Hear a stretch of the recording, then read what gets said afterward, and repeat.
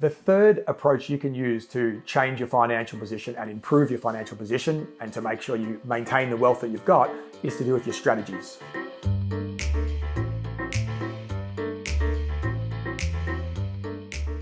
Strategy is a little bit like a recipe.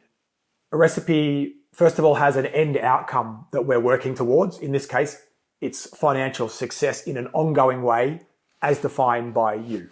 What specifically does financial success mean for you? So I think it's a self-definition, and that is important, that aspect of it.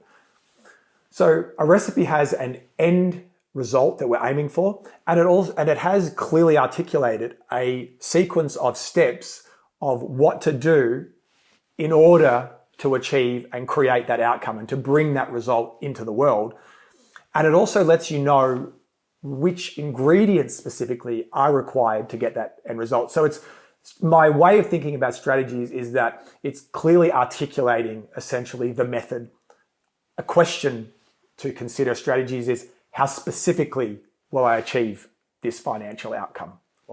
So that's the process-orientated question. It starts with a real curiosity to begin to discover and maintain your attention on the outcome of discovering how can you improve your financial position, how can you maintain the financial position, how can you build your business, how can you improve your career. It starts with that intention, and from that there's that sense of curiosity, and it's through that curiosity that we begin to uncover a multitude of possible options that you can use to improve your financial position.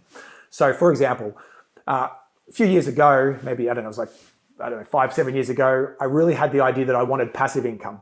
I wanted to just have money coming in. I wanted to have full choice about what I do with my time. Just wanted to be able to do whatever I liked with my time. And my intention for that was, I thought that would be a really great way to live. It would free me up to be able to just focus on learning and exploring philosophy, epistemology, business, and all those ideas. And also, I think it's a really nice demonstration for people to show that, given that I didn't start off financially successful, I had to learn how to do that, which means that if one person can learn it and they don't start off in any privileged position, that many of us could learn the same thing once we begin to discover the essential recipes for this particular result. So with that intention in mind of wanting passive income as an example, I began to get really curious about how specifically that can be done and what specific beliefs, what states would I need to approach, as I mentioned in the earlier parts of these videos, and also then what specific strategies can you utilize to change your financial position.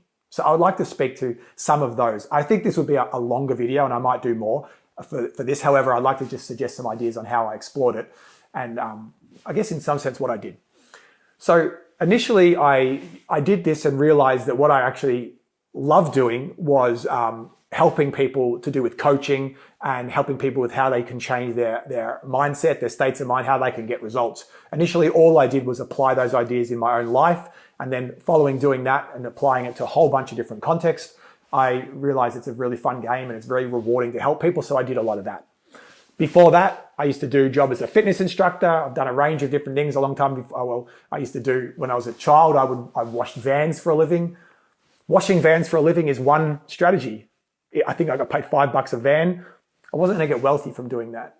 And I wasn't going to get wealthy from doing fitness instruction, potentially. Now, there are possibilities in each of those contexts with how we approach it. Fitness instructor, for example, could get very wealthy if they learn different strategies for how they could market themselves, what they could do setting it up online, automating their products, etc. So then ultimately though, I got curious about passive income.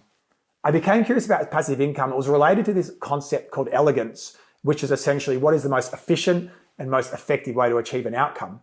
And when I started looking at that, changing my time for money, that wasn't how I was going to get my intention met of having full choice about my time.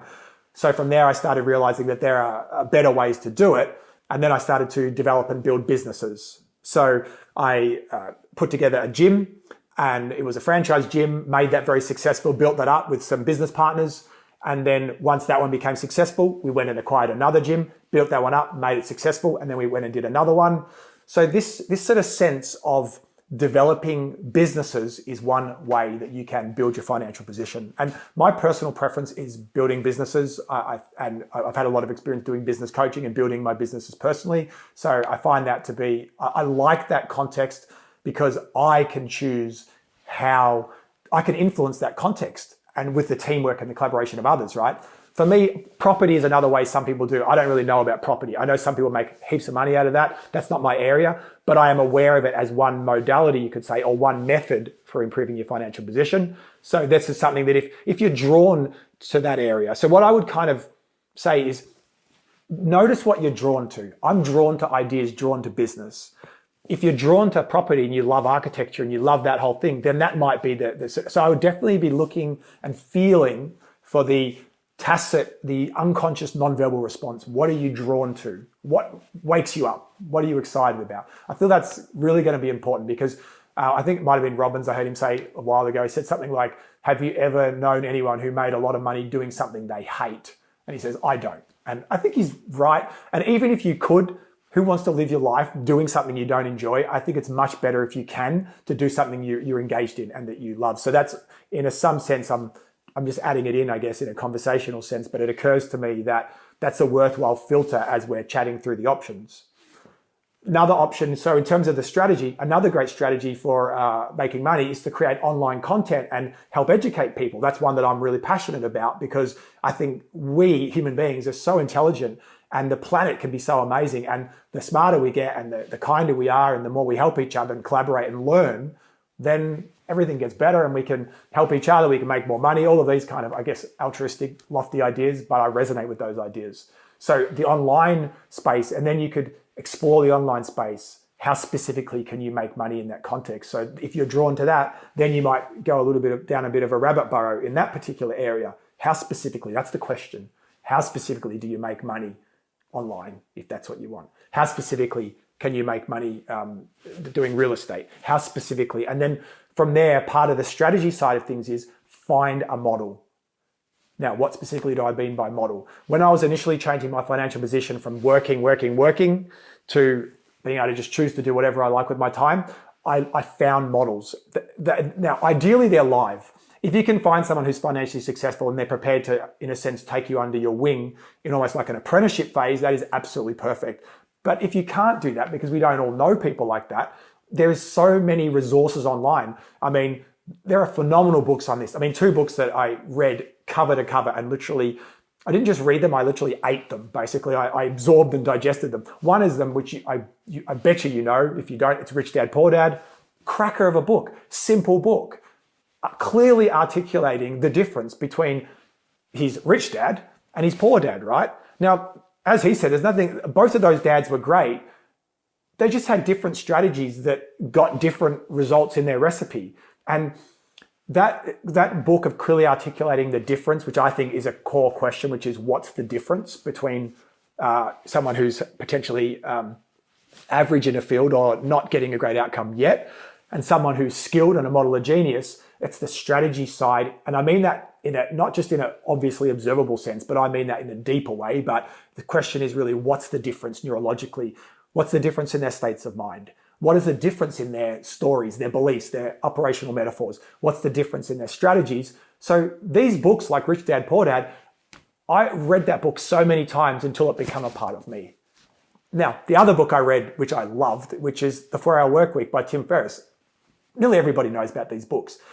The thing is, though, I talked with a friend once and I lent them The 4-Hour Workweek and they texted me, I don't know, it was a couple of weeks later, said, hey, Jazz, I've finished The 4-Hour Workweek. And I said, what do you mean finished? You mean you read it? Finished means you are working 4 hours or less per week. And I still know you're doing 50 hours in your job. So you haven't finished it. To me, finished means the exit point is if your intention and outcome is you want to work 4 hours per week, you got a 4-hour work week, that's the exit point. That's how you know you've actually absorbed that book. The intention is not just to read the book, the intention is to absorb it. And the truth is this, if we had truly absorbed those books, we wouldn't need the next book. We would already be achieving those outcomes. Now, of course, it doesn't mean that we're not in process of doing them because all our outcomes are in process. There's no end game in a sense. The financial game isn't a game with no end, which I like because it means we can participate, we can add value, we can continue to play the game and we can create all sorts of useful things to the community. So the strategy side of things is to do with finding a model, And that also means finding a recipe of sorts, and find a recipe of something that you truly want to cook up in your life. I think that's really, really useful. And that the strategy side of things, it also makes things clear, because just adding a strategy, just adding a really clear how-to, that is power. Adding a how-to, it means that we know clearly what to do, which is going to influence our beliefs. It also, when you know clearly how to do something, your beliefs of possibility will begin to kick in. Those stories will change, and also our states will change. So those three elements are not really separate. They are all highly beneficial, and all of them can be employed to change your financial position. And what's interesting is, because we're a system, human beings are a system, and our businesses that we are working in and on, and all of those things, it's all a system. So even changing, like they, say a butterfly flapping its wings can create a change in the weather, some other part of the system. This is the same. A new state coming into your system can completely transform your financial position.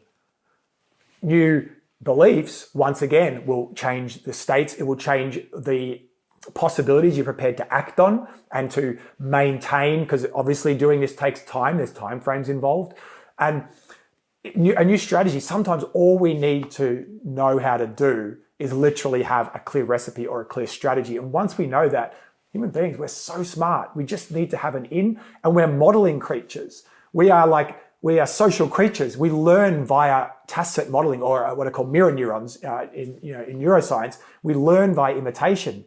So all we need to do, we just need a small opportunity. And once we get onto that, we can begin to absorb that, and then we can apply it. So utilizing these three, patterns or approaches from the universal approach, being state, story, strategy. These are three different approaches that you can utilize to change your financial position and improve it, and also make sure you keep that wealth. And from that, then whatever that enables you to be able to enact in your life, whether that's you want to be able to travel more, whether you want to be able to buy yourself things, whether you want to be able to support your friends and family, whether you want to be able to add back to the community, whatever your intentions are for that, all of these particular approaches will help facilitate those intentions and those outcomes.